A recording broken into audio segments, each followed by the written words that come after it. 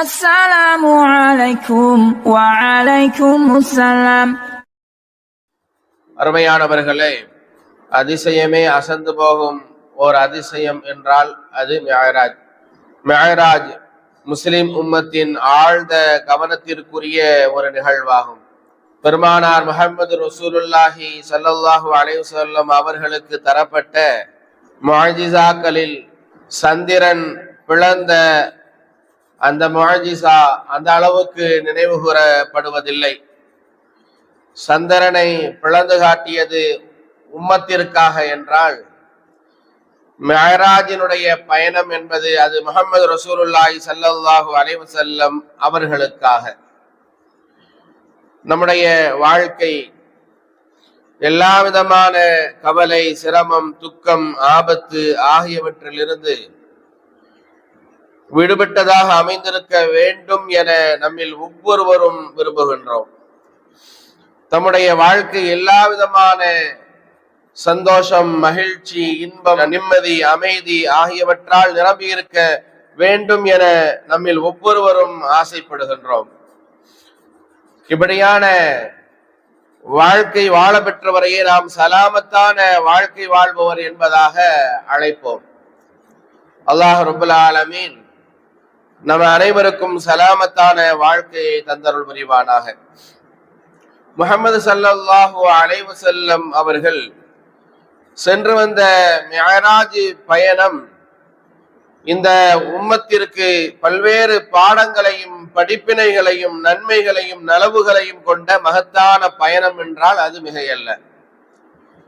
ஸல்லல்லாஹு அலைஹி வஸல்லம் அவர்களை அல்லாஹு தஆலா நேரில் அழைத்து உரையாடிய உரையாடலின் துவக்கமாக அல்லாஹ் முதலாவது உதிர்த்த வார்த்தை அஸ்ஸலாமு அலைக்க அய்யுஹன் நபியு வரஹ்மத்துல்லாஹி வபரகாத்துஹு. நபியே, உம்மீது என் புறத்திலிருந்து சலாமும் பரக்கத்தும் நிலவட்டுமாகுக என்பதாக அல்லாஹு தஆலா கூறி மகிழ்வித்தான்.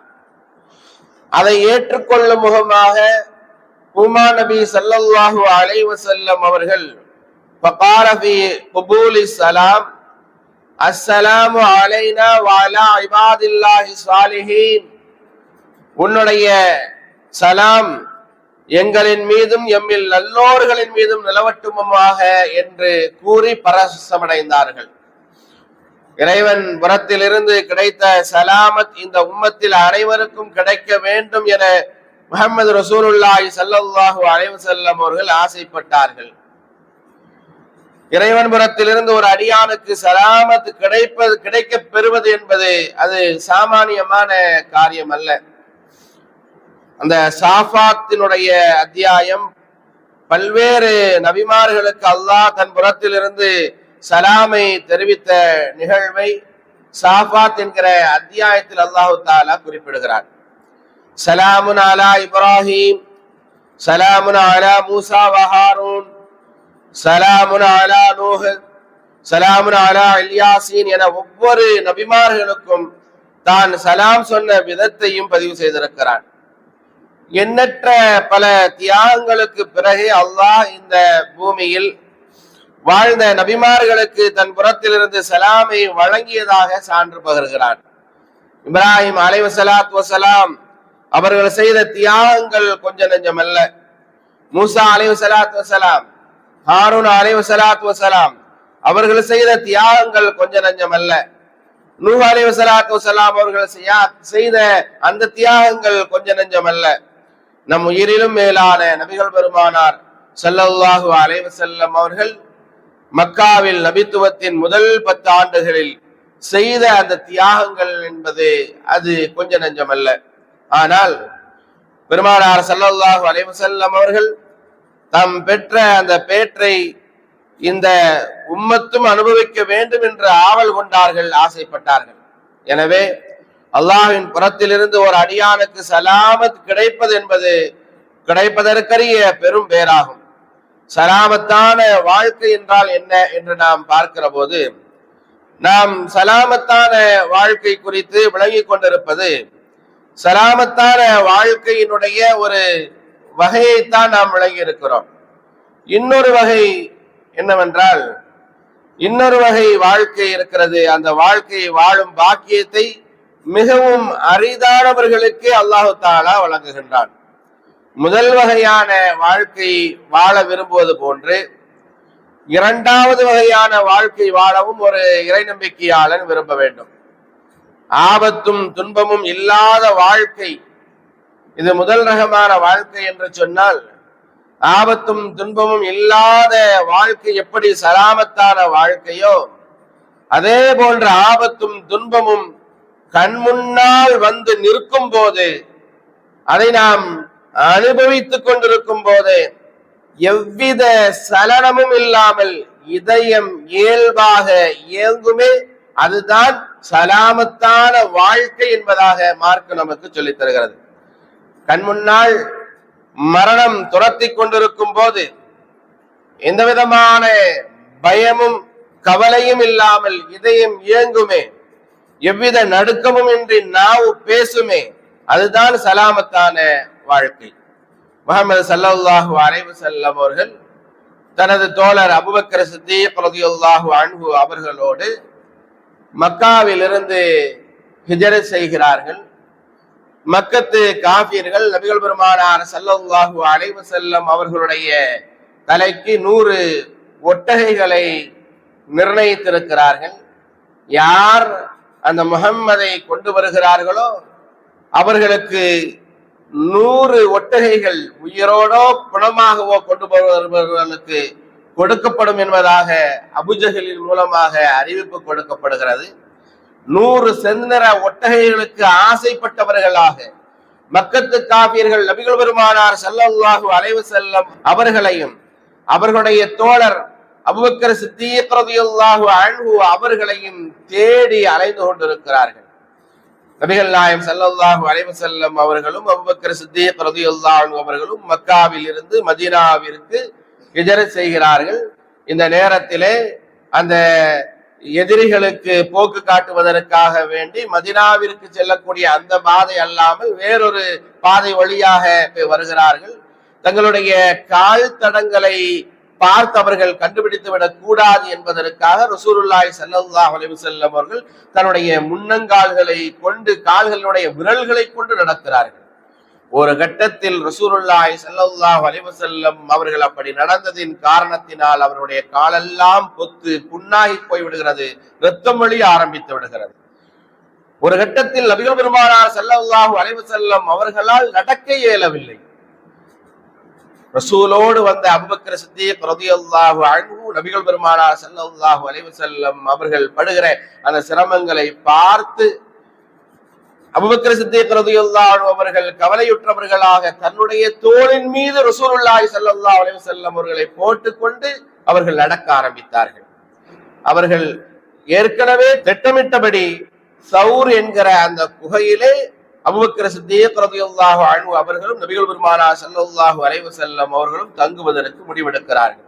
ரசூலுல்லாஹி ஸல்லல்லாஹு அலைஹி வஸல்லம் அவர்களை ஒரு இடத்திலே அமர வைத்து விட்டு அந்த குகையில் இருக்கக்கூடிய தூசிகளை எல்லாம் குப்பைகளை எல்லாம் அப்புறப்படுத்தி அபூபக்கர் சித்தீக் ரலியல்லாஹு அன்ஹு அந்த குகையை சுத்தப்படுத்தி அந்த குகையில் இருக்கிற ஏராளமான ஓட்டைகளை அங்கே பார்க்கிறார்கள். அந்த ஓட்டைகளை எல்லாம் தன்னுடைய ஆடைகளை கிழித்து அபூபக்கர் சித்தீக் ரலியல்லாஹு அன்ஹு அவர்கள் அடைத்தார்கள். அதிலிருந்து விஷ ஜந்துகள் எதுவும் வந்து நபியை தீண்டிவிடக் கூடாது என்பதற்காக. அப்படி அடைத்தவர்களுக்கு எல்லா ஓட்டைகளையும் அடைத்து விட்டார்கள். வரலாறு சொல்லித் தருகிறது, ஒரு ஓட்டையை அடைப்பதற்கு அவர்களுக்கு எந்த விதமான துணியும் கிடைக்கவில்லை. அபூபக்கர் சித்தீக் ரலியல்லாஹு அன்ஹு அவர்கள் அந்த குகையை சுத்தம் செய்தவர்கள் உள்ளே சென்றார்கள். முஹம்மது ரசூலுல்லாஹி ஸல்லல்லாஹு அலைஹி வஸல்லம் அவர்களை அழைத்து சென்றார்கள். ஏற்கனவே ரசூலுல்லாஹி ஸல்லல்லாஹு அலைஹி வஸல்லம் அவர்கள் மிகவும் களைப்படைந்தவர்களாக இருந்ததின் காரணத்தினால், அந்த களைப்பின் காரணத்தினால் உடனே அபூபக்கர் சித்தீக் ரலியல்லாஹு அன்ஹு அவர்களுடைய மடியிலே படுத்திருந்தார்கள். படுத்தவர்கள் அயர்ந்து தூங்கிவிட்டார்கள். எல்லா ஓட்டைகளும் அடைபட்டிருக்கிறது. ஒரே ஒரு ஓட்டையில் மட்டும் அடைப்பதற்கான எதுவும் இல்லாத போது அபூபக்கர் சித்தீக் ரலியல்லாஹு அன்ஹு அவர்கள் தன்னுடைய காலை கொண்டு அந்த ஓட்டையை அடைத்துக் கொண்டார்கள்.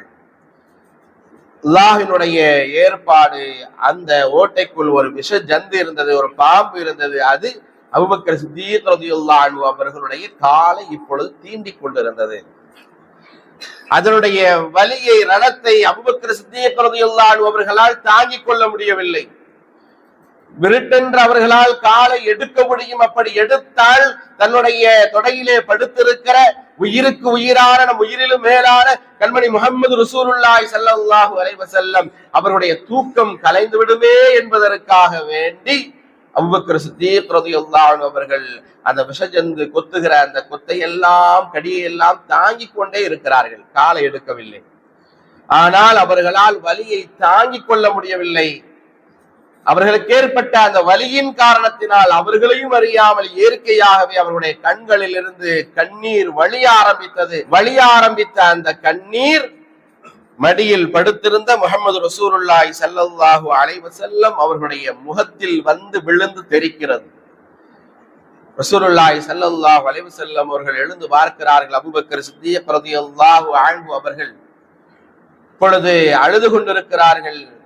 என்ன அபூபக்கரே, என்ன ஆயிற்று என்பதாக கேட்கிற போது, இல்லை ஏதோ விஷஜந்து என்னை தீண்டு விட்டது, அதுதான் என சொல்லுகிற அந்த நேரத்தில் என்னை முதலிலேயே நீங்கள் எழுப்பி இருக்க கூடாதா, ஏன் இப்படி செய்தீர்கள் என்று கடிந்து கொண்ட நபிகள் பெருமானார் ஸல்லல்லாஹு அலைஹி வஸல்லம் அபூபக்கர் சித்தீக் ரலியல்லாஹு அன்ஹு அவர்களுக்கு எங்கே அவர்கள் விஷஜந்து கொத்தியதாக கடித்ததாக காட்டினார்களோ அந்த இடத்தில் பூமா நபி முஹம்மது ரசூலுல்லாஹி ஸல்லல்லாஹு அலைஹி வஸல்லம் தன்னுடைய உமிழ்நீரை எடுத்து அந்த இடத்தில் வைத்தார்கள். அந்த கணமே விஷமெல்லாம் இறங்கி போனது என்பது வரலாறு.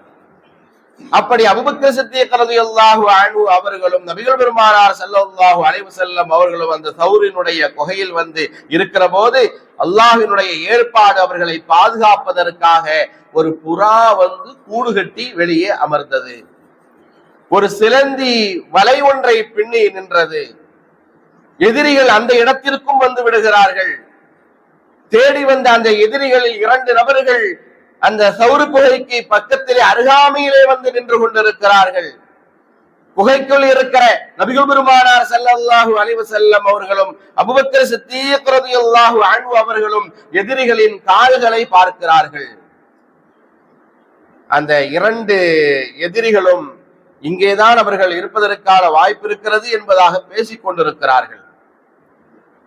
இந்த நேரத்தில் நபிகள் பெருமானார் ஸல்லல்லாஹு அலைஹி வஸல்லம் அவர்களிடத்தில் அபூபக்கர் சித்தீக் ரலியல்லாஹு அன்ஹு அவர்கள் சொன்னார்கள், யா ரசூலல்லாஹ், அவர்களுடைய கால்களை நாம் பார்க்கிறோம், அவர்கள் எதிரிகள் இங்கேயும் வந்து விட்டார்கள், அவர்கள் குனிந்து பார்த்தால் நம் இருவரினுடைய தலையும் பறி போய்விடுமே, நாம் எப்படி தப்பிப்பது, என்ன செய்ய போகிறோம் என்கிறார்கள் அபூபக்கர் சித்தீக் ரலியல்லாஹு அன்ஹு. நாம் கவனிக்க வேண்டிய செய்தி, இந்த நேரத்திலும் இப்படிப்பட்ட இக்கட்டான சூழ்நிலையிலும் கூட நபிகள் பெருமானார் ஸல்லல்லாஹு அலைஹி வஸல்லம் அவருடைய உள்ளத்தில் சின்ன சலனமும் இல்லாத அளவுக்கு தெளிவாக இருந்தார்கள். நபிகள் பெருமானார் ஸல்லல்லாஹு அலைஹி வஸல்லம் அல்லாஹ் பாதுகாப்பான் என்பதாக. இதுதான் சலாமத்தான வாழ்க்கை என்று சொன்னால் இதுதான். எவ்வளவு கவலை வரட்டும், வாழ்க்கையில் எவ்வளவு துன்பங்கள் வரட்டும், மரணமே நமக்கு முன்னால் வந்து நிற்கட்டும், அதை கண்டு நான் அஞ்ச மாட்டேன், பயப்பட மாட்டேன், அல்லாஹ் என்னை பாதுகாப்பான் என்கிற இந்த நிலை இருக்கிறது.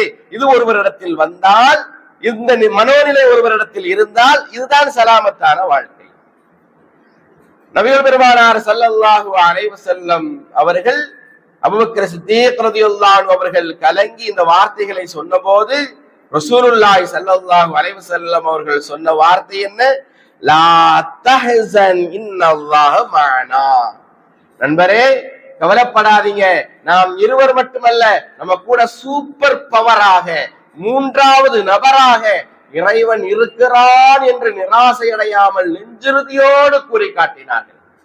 கொஞ்சம் கூட அவர்களுடைய உள்ளத்தில் சலனம் இல்லை. அதனுடைய விளைவாக அல்லாஹ் எப்படி அவர்களை பாதுகாத்தான்? அந்த இருவரும் வந்து நின்றவர்கள் இந்த குகைக்குள் இருப்பார்களோ பார்க்கலாமா என்று ஒருவன் கேட்கிற போது மற்றொருவன் சொன்னான், அப்படி உள்ள இருக்கிறதா இருந்தா அந்த சிலந்தி வலைய பாத்தியா, அதெல்லாம் கலைஞ்சிருக்கணுமா இல்லையா? புறா கூடு கட்டி முட்டை போட்டு அங்க உட்கார்ந்து இருக்குது. அப்படி புறா இருக்குதுன்னு சொன்னா மனுஷ மக்கள் இருக்கிற இடத்துல புறா எப்படிப்பா முட்டை போட்டு உட்கார்ந்து இருக்கும்? அதற்கான வாய்ப்பே இல்லை, இங்கே தங்குவதற்கான வாய்ப்பு இல்லவே இல்லை என்பதாக அவர்களுக்குள் அறிவாளித்தனமாக பேசுவதாக எண்ணிக்கொண்டு அப்படி அல்லாஹ் பேச வைத்தான், பேசிக்கொண்டு அப்படியே சென்று விட்டார்கள். அல்லாஹ் அவர்களை பாதுகாத்தான். எப்படிப்பட்ட சோதனையான கட்டமாக இருந்தாலும் அல்லாஹ் நம்மை பாதுகாப்பான் என்கிற எண்ணம் நமக்கு வேண்டும். கண்ணியத்திற்குரியவர்களே, அல்லாஹ் சொல்வான்,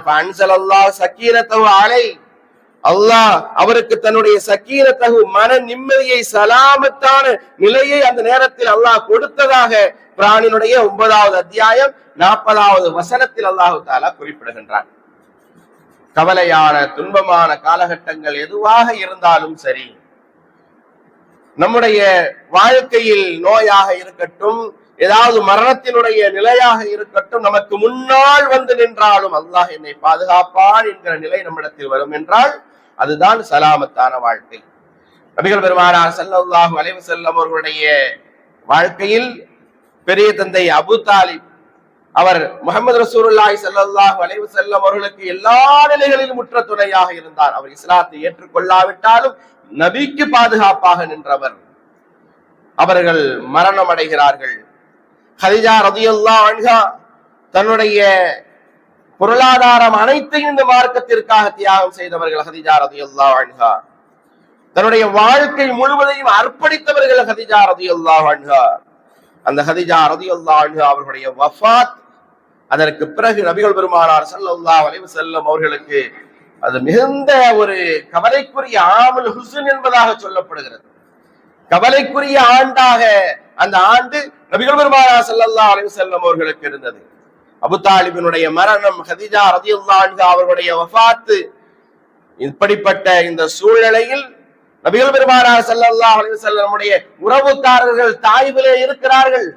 அவர்களிடத்திலே நாம் ஆதரவு கேட்டு செல்வோம் என்பதாக நபிகள் பெருமானார் ஸல்லல்லாஹு அலைஹி வஸல்லம் அவர்கள் தாயிபுக்கு செல்கிறார்கள். தாயிபிலே என்ன நடந்தது என்பது நமக்கு தெரியும்.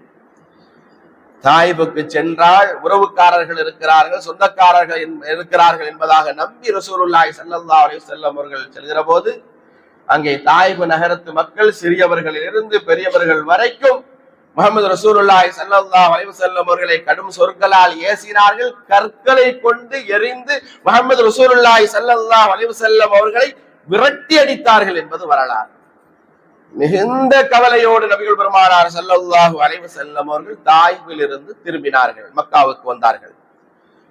ஆனால் இவ்வளவு சோதனைகளை நபிகள் பெருமானார் ஸல்லல்லாஹு அலைஹி வஸல்லம் அவர்கள் சந்தித்த போதிலும் ஈமானில் உறுதியோடு நபிகள் பெருமானார் ஸல்லல்லாஹு அலைஹி வஸல்லம் அவர்கள் இருந்தார்கள்.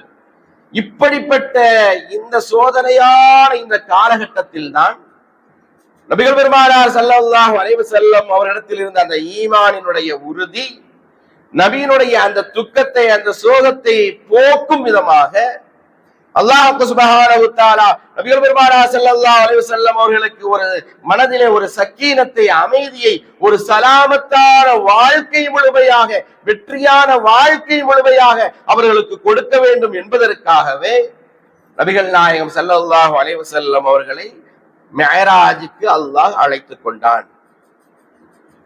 கடுமையான நோய் நமக்கு ஏற்பட்டு இருக்கிறது, அந்த நேரமாக இருக்கட்டும், சிரமமான ஒரு சூழ்நிலையில் நாம் எழுந்திருக்கிறோம், அப்படிப்பட்ட காலகட்டமாக இருக்கட்டும், இறை வழிபாட்டில் ஈடுபட்டு ஆனந்தம் கொள்ளுமே அந்த ஒரு நம்முடைய இதயம் இறை வழிபாட்டிலே, நாம் தொழுகையிலேயே நாம் லயிக்கிறோம் என்று சொன்னால், நம்முடைய நாவு ஒரு நோயிலே இருக்கிற போதும், கஷ்டத்திலே சிரமத்திலே இருக்கிற போதும் அல்லாஹ்வை திக்ர் செய்து கொண்டே இருக்கும் என்று சொன்னால் இதுதான் சலாமத்தான வாழ்க்கை. ஒரு சின்ன நோய் வந்துடக்கூடாது, சின்ன கஷ்டம் வந்துடக்கூடாது, சின்ன சிரமம் வந்துடக்கூடாது, உடனே அல்லாஹ்வை திட்டுவது, நிந்திப்பது, இது சலாமத்தான வாழ்க்கை இல்லை. அல்லாஹ் இப்படிப்பட்ட வாழ்க்கையை விரும்புறதில்லை. அவர்களுக்கு எக்காலத்திலும் சலாமத்துங்கிறது கிடைக்காது. நம்முடைய வாழ்க்கை சலாமத்தான வாழ்க்கைனா என்னன்னா, ஒண்ணு இன்பமயமான வாழ்க்கையை விரும்புகிறோம், நிம்மதியான ஒரு வாழ்க்கையை விரும்புகிறோம். அப்படி அமைகிறது என்கிற போது அது சலாமத்தான வாழ்க்கை என்பது ஒரு வகை என்றால், நமக்கு ஒரு சிரமமான ஒரு சூழ்நிலை ஏற்படுகிறது, ஒரு கஷ்டமான ஒரு நிலை ஏற்படுகிறது. மனிதன் என்றால் அது நோய் இருக்கிறது, மரணம் இருக்கிறது, எல்லா சோதனைகளும் இருக்கிறது. அந்த சோதனையான கட்டத்திலும் அல்லாஹ்வை மறக்காமல் அல்லாஹ்வை அவன் தொழுகிறான், அல்லாஹ்வை அவன் திக்ர் செய்கிறான், அல்லாஹ்வை அவன் நம்பி நிற்கிறான் என்று சொன்னால் அதுதான் சலாமத்தான வாழ்க்கை.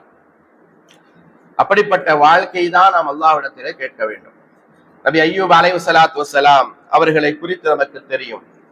அவர்களுக்கு அதிகமான சோதனைகளை அல்லாஹு தஆலா கொடுத்தான். அவர்களுக்கு உடலெல்லாம் புண் இருந்தது, நோய் இருந்தது. வஅய்யூப இத்நாதா ரப்பஹு அன்னி மஸ்ஸனி அத்துர்ரு வ அன்த அர்ஹமுர் ராஹிமீன். அவர்கள் கடைசியாக அல்லாஹ்விடத்திலே துஆ செய்கிற போது இப்படி சொன்னார்கள், இப்படி துஆ செய்தார்கள். அவருடைய துஆவை கூட எப்படி அமைத்துக் கொண்டார்கள்? யா அல்லாஹ், எனக்கு இப்படிப்பட்ட நோயை கொடுத்தாயே, நீ நோயை கொடுத்தாயே என்று அல்லாஹ்வின் மீது பழியை போடவில்லை. என்னை ஒரு நோய் தொட்டு விட்டது என்பதாக சொன்னார்கள். என்னை ஒரு நோய், ஒரு துன்பம் தீண்டி இருக்கிறது. இறைவனே, கிருபையாளர்களுக்கெல்லாம் நீ கிருபையாளனாக இருக்கிறாய், எனக்கு நீ கிருபை செய் என்பதாக அல்லாஹ்விடத்திலே துஆ செய்தார்கள். அவர்களுடைய அந்த நோயினுடைய அந்த கட்டத்தில், அந்த சோதனையான நேரத்தில் அவர்கள் பொறுமையாக இருந்தார்கள் அல்லவா? அவர்கள் அதை ஏற்றுக்கொண்டார்கள் அல்லவா? அல்லாஹ்வை பொருந்தி கொண்டார்கள் அல்லவா?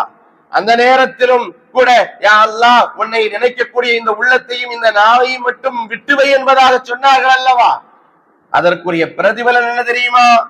அவர்களுக்கு அதற்கு பிறகு அந்த நோயை குணமாக்கி அந்த நபி அய்யூப் அலைஹிஸ்ஸலாத்து வஸ்ஸலாம் அவர்களுக்கு சிறப்பான குடும்பத்தை கொடுத்தான்.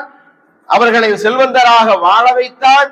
நிம்மதியான, சக்கீனத்தான, சலாமத்தான ஒரு வாழ்க்கையை இந்த உலகத்திலேயே நபி அய்யூப் அலைஹிஸ்ஸலாத்து வஸ்ஸலாம் அவர்களுக்கு கொடுத்தான் என்பதுதான் குர்ஆன் நமக்கு சொல்லித் தருகிற வரலாறு. என்கிற போது நம்முடைய வாழ்க்கை சலாமத்தான வாழ்க்கையாக அமைய வேண்டுமா? எல்லா நிலைகளிலும் நாம் துன்பம், சோதனையை சந்திக்கிற போதும் அல்லாஹ்வை நாம் மறந்துவிடக் கூடாது என்பதை நாம் கவனத்தில் வைக்க வேண்டும். அருமையானவர்களே, ஹதீஜா ரலியல்லாஹு அன்ஹா அவர்கள் அல்லாஹ்வின் புறத்திலிருந்து சலாத்தை பெற்ற முதல் பெண்மணி ஹதீஜா ரலியல்லாஹு அன்ஹா அவர்கள் தான்.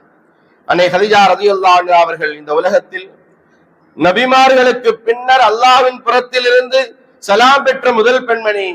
முதலில் சுவனத்தை கொண்டு சோபனம் சொல்லப்பட்ட பெண்மணியும் ஹதீஜா ரலியல்லாஹு அன்ஹா அவர்கள் தான். பெருமானார் ஸல்லல்லாஹு அலைஹி வஸல்லம் அவர்கள் ஹதீஜா ரலியல்லாஹு அன்ஹா அவர்களோடு வாழ்ந்தது 25 ஆண்டு காலங்கள் வாழ்ந்திருக்கிறார்கள். நபித்துவத்திற்கு முன்பாக 15 ஆண்டுகள், நபித்துவத்திற்கு பின்பாக 10 ஆண்டுகள் வாழ்ந்திருக்கிறார்கள். ஆனால் முஹம்மது ரசூலுல்லாஹி ஸல்லல்லாஹு அலைஹி வஸல்லம் அவர்கள் வாழ்நாள் முழுவதும் அன்னை ஹதீஜா ரலியல்லாஹு அன்ஹா அவர்களை நினைத்துக் கொண்டே இருந்தார்கள் என்பது வரலாறு. எந்த அளவுக்குன்னா, ஆயிஷா ரலியல்லாஹு அன்ஹா கோபப்பட்டு ஒரு தடவை இப்படி கேட்பார்கள், எப்பொழுது பார்த்தாலும் உங்களுக்கு அந்த கிழவியை பற்றிய ஞாபகம் தானா? நாங்கள் எல்லாம் உங்களுடைய மனைவிதானே, நாங்கள் இருக்கிற போது அவர்களை பற்றியே பேசிக் கொண்டிருக்கிறீர்களே என்று கேட்கிற அளவுக்கு ஹதீஜா ரலியல்லாஹு அன்ஹா அவர்களை நினைவு கூறினார்கள் நபிகள் பெருமானார் ஸல்லல்லாஹு அலைஹி வஸல்லம். ஃபத்ஹ் மக்காவினுடைய சமயத்தில் நபியை எங்கே தங்க வைப்பது?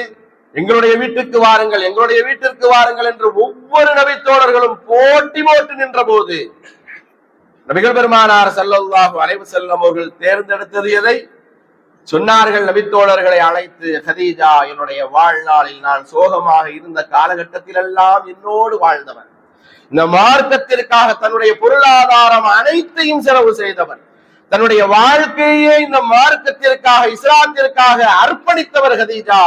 எனவே ஹதீஜாவினுடைய கபருக்கு பக்கத்தில் எனக்கு கூடாரம் அடியுங்கள், இந்த வெற்றியின் கழிப்பை நான் ஹதீஜாவோடு செலவழிக்க விரும்புகிறேன் என்று நபிகள் பெருமானார் ஸல்லல்லாஹு அலைஹி வஸல்லம் அவர்கள் சொல்லி ஹதீஜா ரலியல்லாஹு அன்ஹா அவர்களை நினைவு கூறினார்கள் என்பது வரலாறு. பெருமானார் ஸல்லல்லாஹு அலைஹி வஸல்லம் அவர்களை திருமணம் செய்த நாள் முதற்கொண்டு ஷாபே அபு தாலிபில் முஹம்மது ரசூலுல்லாஹி ஸல்லல்லாஹு அலைஹி வஸல்லம் அவர்களோடு தங்கி அங்கேயே நோய்வாய்ப்பட்டு அல்லாஹ்வின் தூதருக்காகவே வாழ்ந்து அல்லாஹ்வின் தூதருக்காகவே மரணித்து போனார்களே, அந்த தியாகத்து பெண் ஹதீஜா ரலியல்லாஹு அன்ஹா அவர்களை அவர்களால் எப்படி மறக்க முடியும்? அல்லாஹ்வின் சலாம் தான் அவர்களை ஆறுதல் படுத்தும், அமைதிப்படுத்தும். எனவேதான் ஹதீஜா ரலியல்லாஹு அன்ஹா அவர்களுக்கு அல்லாஹ் நேரடியாகவே சலாம் சொன்னதாக ஜிப்ரீல் அலைஹிஸ்ஸலாத்து வஸலாம் அவர்கள் வந்து சொன்னார்கள். என்னுடைய சலாத்தையும் சேர்த்து அந்த ஹதீஜாவுக்கு சொல்லுங்கள் என்பதாக சொன்னார்கள். என்று சொன்னால் அல்லாஹ்வினுடைய சலாம் ஹதீஜாவுக்கு கிடைத்தது, அந்த ஜிப்ரீல் அலைஹிஸ்ஸலாத்து வஸலாம் அவருடைய சலாம் அந்த ஹதீஜாவுக்கு கிடைத்தது என்று சொன்னால் அவர்களுடைய தியாகத்திற்குரிய அந்த பலனாக அந்த சலாமத்தான அந்த வாழ்க்கை தான் கதீஜா ரலியல்லாஹு அன்ஹா அவர்களை நபிகள் பெருமானார் ஸல்லல்லாஹு அலைஹி வஸல்லம் அவர்கள் அதிகமாக தன்னுடைய வாழ்நாளில் நினைவு கூறக்கூடியவர்களாக இருந்தார்கள் என்பது வரலாறு நமக்கு சொல்லித் தருகிற செய்தியாக அமைந்திருக்கிறது. கண்ணியத்திற்குரியவர்களே, நபிகள் பெருமானார் ஸல்லல்லாஹு அலைஹி வஸல்லம் அவர்கள் தன்னுடைய வாழ்நாளில் எவ்வளவோ துன்பங்களை சோகங்களை அவர்கள் அனுபவித்தார்கள். எல்லாவற்றையும் அவர்கள் தாங்கிக் கொண்டார்கள். மக்கத்து காபிர்கள் ரசூலுல்லாஹ்வுக்கு கொடுக்காத துன்பமா கஷ்டங்களா? அவர்கள் நடக்கிற போது நடக்கும் பாதையில் கூரிய முட்களை நட்டி வைத்து அழகு பார்த்தார்கள். ரசூலுல்லாஹி ஸல்லல்லாஹு அலைஹி வஸல்லம் அவர்களுடைய மேனியிலே குப்பைகளை கொட்டி ரசிக்க ஆரம்பித்தார்கள். தொழுகையின் உயர்ந்த நிலையான சஜிதாவிலே இருக்கிற போது ஒட்டக குடல்களை மேலே போட்டு அவர்கள் மகிழ்ந்தார்கள்.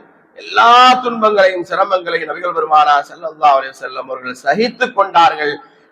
கடைசியில் அவர்களிடத்திலிருந்து அந்த பொறுமையின் விளைவு மிஅராஜினுடைய பயணத்திற்கு அல்லாஹ் தஆலா அவர்களை அழைத்து சென்றான்.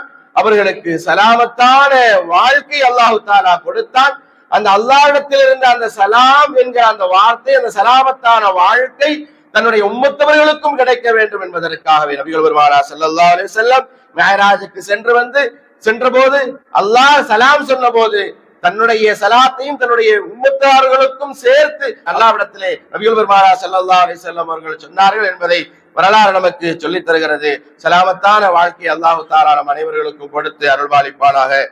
ஆமீன். வாஹிர் தாவானா அனில் ஹம்துலில்லாஹி ரப்பில் ஆலமீன். யா ரஹ்மானே, எங்களின் பாவம் நீங்கிடச் செய்வாயே.